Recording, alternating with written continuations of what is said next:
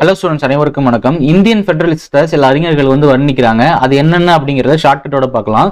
Quasi ஃபெடரல்னு சொன்னது யாருன்னா கேசி wear. Wear அப்படிங்கிறது தமிழ்ல WER சொல்லக்கூடிய வியருக்கு தமிழ் மீனிங் தேய்மானம், அதாவது முழுசா இருக்கக்கூடிய பொருள் தேஞ்சு தேஞ்சு அரையா மாறுது. அப்போ அரை கூட்டாச்சுன்னு சொன்னது யாருன்னா வியர்னு போட்டுடலாம், கேசி வியர்.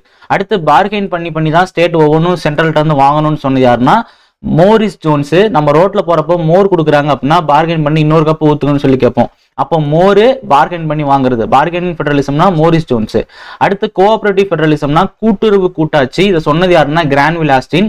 வில்லு அப்படிங்கிறது தமிழ்ல உயில். நம்மளோட தாத்தா நம்ம எல்லாமே ஒற்றுமையா இருக்கணும், கூட்டா இருந்தா மட்டும்தான் நமக்கு உயில் எழுதி வைப்பாங்க. அப்போ கூட்டுறவு கூட்டாட்சின்னு சொன்னது யாருன்னா வில்லு உயில், அதாவது கிரான்வில் ஆஸ்டின் ஞாபகம் வச்சுக்கோங்க. அடுத்து ஃபெடரேஷன் வித் சென்ட்ரலைசிங் டெண்டன்சி, மையப்போக்கு தன்மை கொண்ட கூட்டாட்சி சொன்னது யாருன்னா ஐவர் ஜென்னிங்ஸ். 5 பேர் மையமா உட்காந்து விளையாண்டோம் அப்படின்னா பழைய காலத்துல விளையாடுவோம் நம்ம சின்ன வயசுல இருக்கிறப்போ.